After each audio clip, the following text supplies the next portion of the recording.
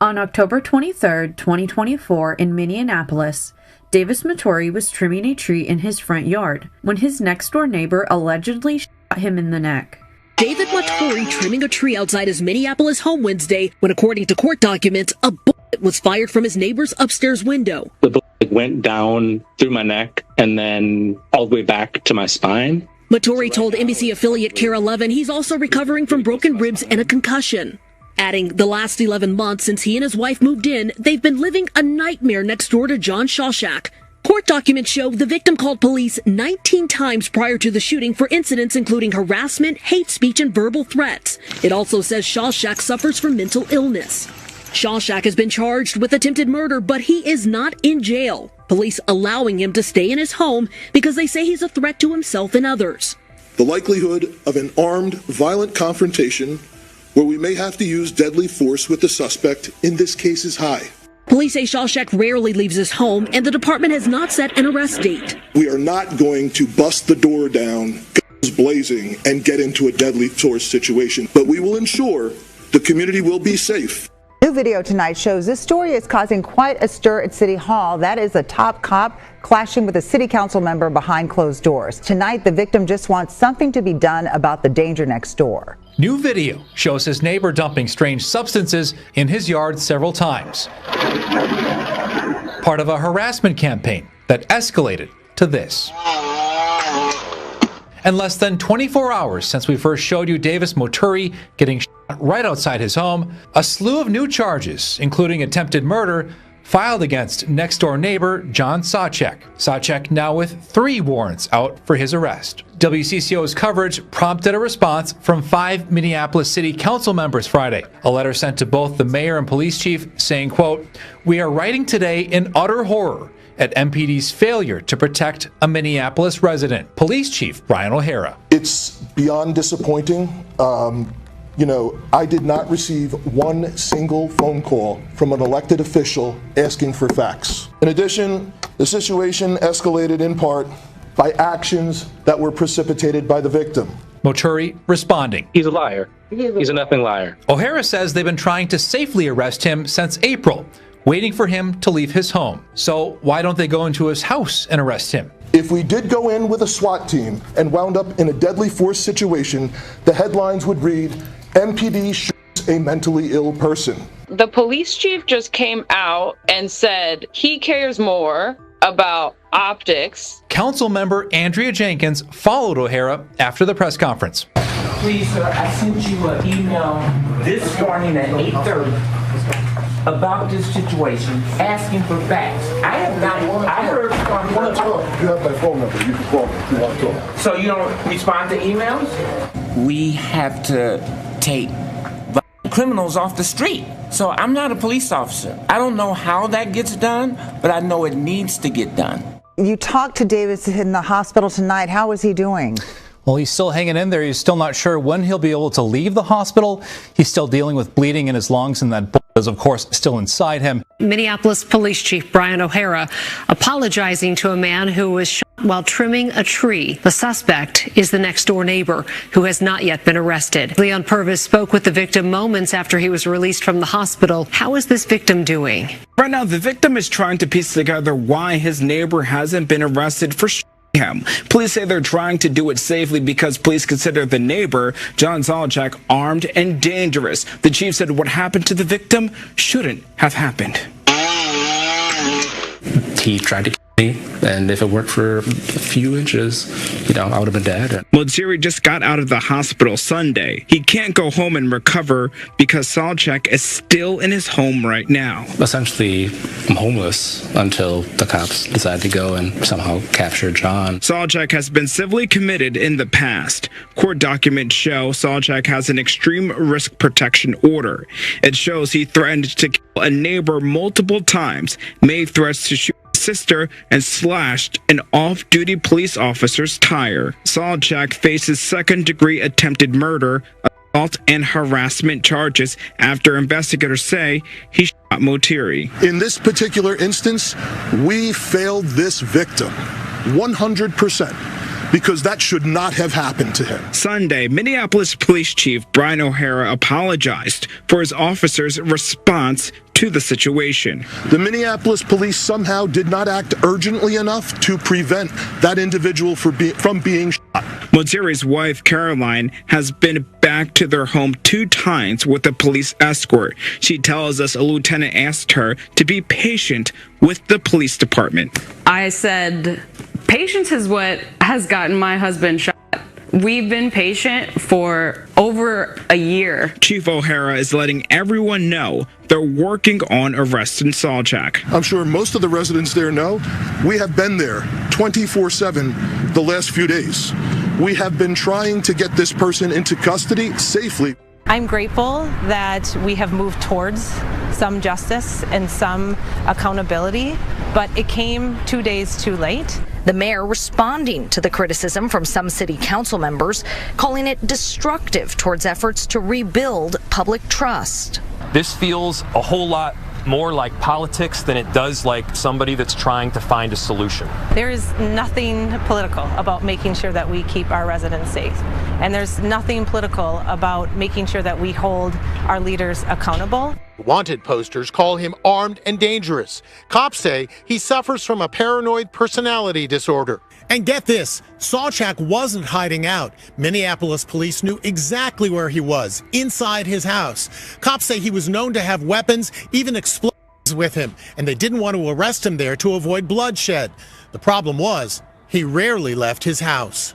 There is a heavy police presence outside a home in Minneapolis. Looks like police are looking to arrest a man who's a suspect in a shooting of his neighbor. We just arrived here moments ago. Heavy police presence here. They have the whole perimeter surrounded. Just take a look over my shoulder right over here. They just porched the person inside the home, the suspect, John Sawchuk. They kept on saying that they are Minneapolis police and they have a search warrant and that he's under arrest. So they just broke the window. They're attempting to arrest him tonight. Again, this is the closest that we could get to the scene. The block is completely closed off. Everyone is here right now. There's neighbors here that heard the police speak over the microphones. They heard it from blocks away. Well, and this is just creating such an uneasy situation for the entire neighborhood since the man has been there in that home but has not been taken into custody.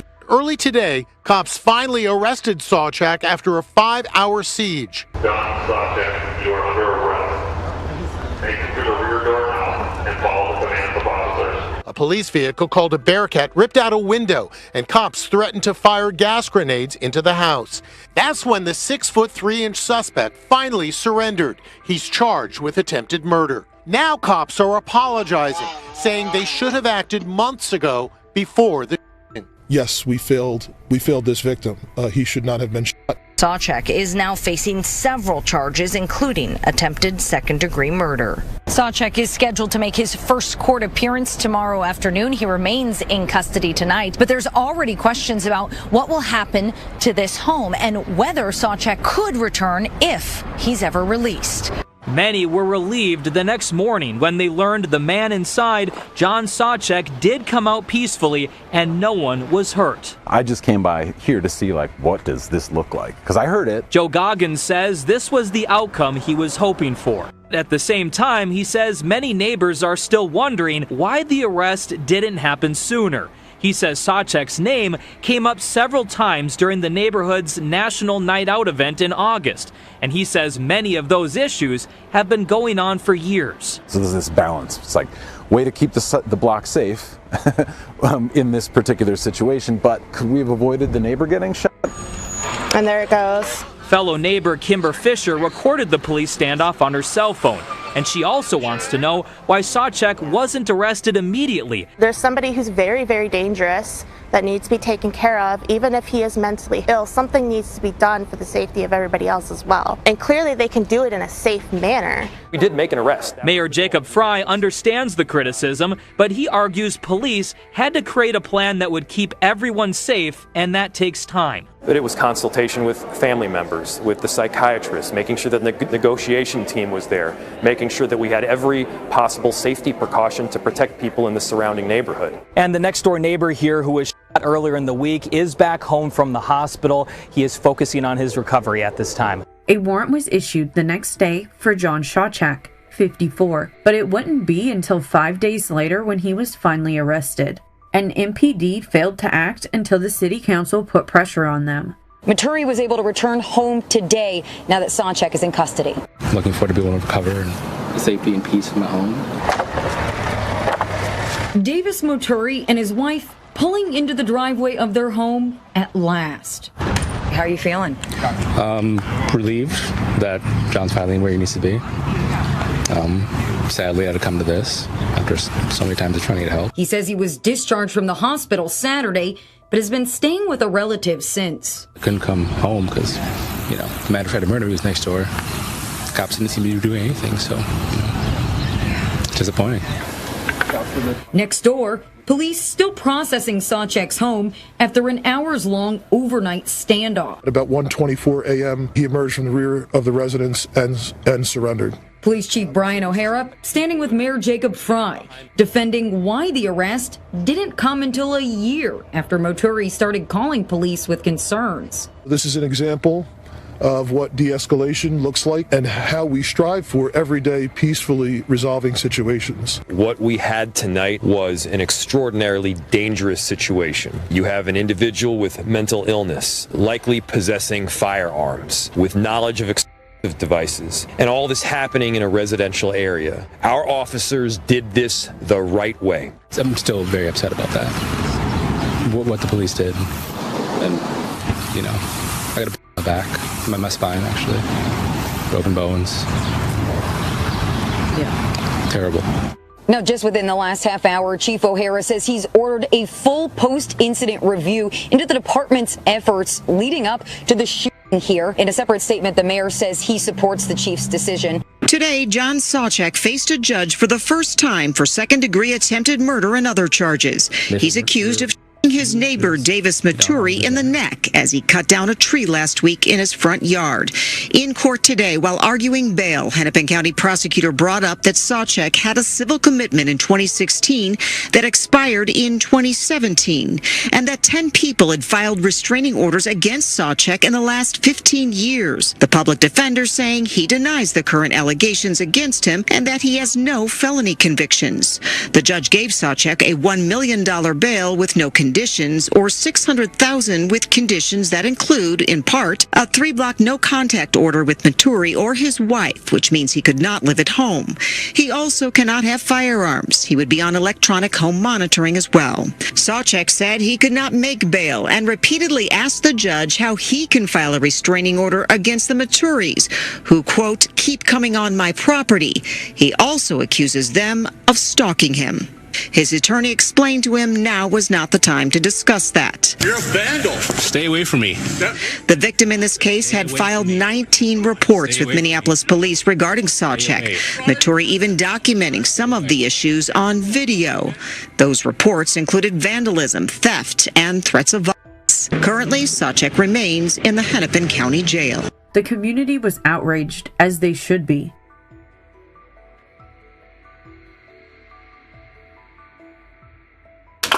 Neighbors reported dozens of incidents to police, prompting 10 petitions for harassment restraining orders, 5 other criminal complaints, and 3 arrest warrants. At one point, Shawchak slashed the tires on an MPD squad car and pointed the knife at a police officer, but not arrested. Despite this repeated criminal conduct and outstanding warrants, Shawchak was not arrested. One commander told the Maturi family they would not arrest Mr. Shawchak due to, quote, officer safety, unquote, leaving the family and neighbors to fend for themselves against this dangerous conduct. We appreciate your time. Thank you all for giving us space on the agenda today to talk about these issues. I'm sure that all of you are aware that we have continued problems with the Minneapolis Police Department. Of course, Mayor Jacob Fry should be here.